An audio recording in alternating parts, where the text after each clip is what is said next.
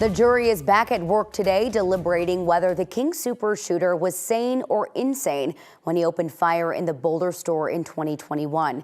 Thank you for joining us for 9 News at Noon. I'm Erica Lopez. The jurors have asked to see some of the trial exhibits, the reports of 2 psychologists who did sanity evaluations, and a video of a 2-hour interview with one of them. The prosecution and defense made their closing arguments on Friday, then deliberated for a short time before breaking for the weekend. The defense does not deny Ahmad Alissa was behind the shootings, but he's pleaded not guilty by reason of insanity. This means the jury must decide if he was insane and couldn't tell right from wrong, or if he was sane and planned to kill people with deliberation and intent. They can also still find him not guilty if they believe the state failed to prove the case beyond a reasonable doubt. We talked with Robert Olds, who lost his niece, and Erica Mahoney, whose father was killed. They say while it's important to be at the trial, it's been extremely hard. This is my last stand for her and for those other 9 victims as well. You know, I'll take that on my shoulders. I don't want to speak for any of their family members, you know, but I'll stand up and fight for them too. I've gone as much as I can. I get to a certain point where I need to leave. Yeah. And I honor myself and I do leave and I go home. We are at the courthouse today waiting for the decision, and when it does come down, we will bring that to you on air and online. New this noon, one of Jeremy Cooper's attorneys tells 9 News he has been granted an appeal bond. This means he will stay out of custody and will not start his work release sentence until the appeal process for his conviction plays out. Cooper is the paramedic who injected Elijah McClain with ketamine back in 2019. Last December, a jury found him guilty of criminally negligent homicide, and a judge sentenced him to 14 months of work release, along with 4 years probation. Cooper's next court hearing is January 13th. The family of a missing 16-year-old Indigenous girl is asking for help to find her. Katie Michael has epilepsy, and her mother tells us this is the first time Katie has been off of her medication. She was last seen on September 8th when she and her mother had breakfast together at their home in Elizabeth.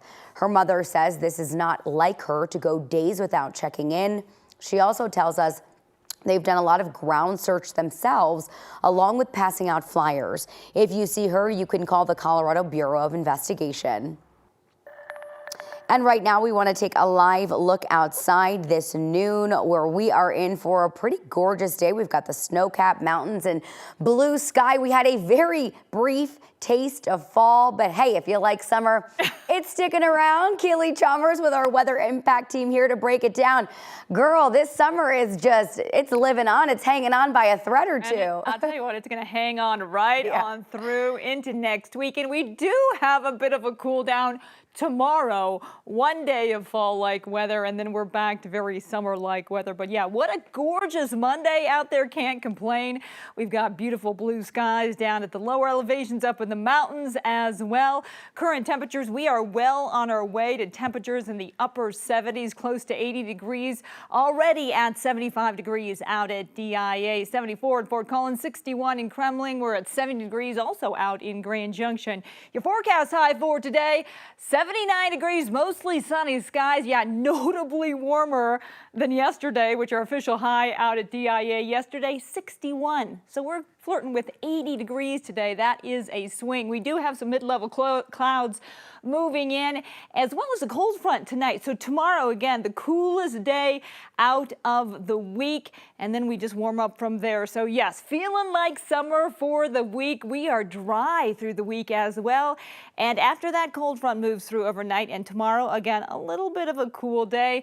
We are looking warm as we head into the weekend. We'll talk about just how warm it will get coming up in your complete forecast in just a bit. Keely, thank you. Tonight's Aurora City Council meeting will be held virtually after several problems during previous meetings.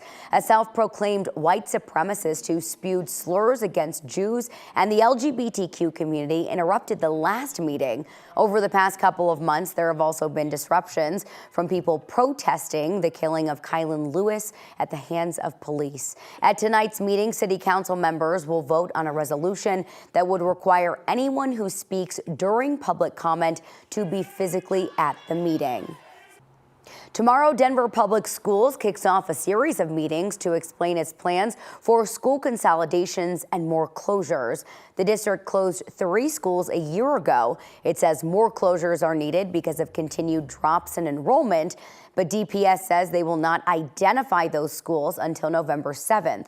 According to the district's plan, they will look at areas where there is a cluster of schools without enough use of buildings. They also have to consider the number of kids on free and reduced lunch, how much it would increase the distance to and from school for families, and if closing a school would further segregate students by race, language, or economic class. And I think while this is a difficult decision, we hope that everybody understands why we're making the choices that we are. The first community meeting will be held tomorrow. That will be at South High School. There will be more meetings around the district through October 15th. The board should vote on those closings and consolidations in November.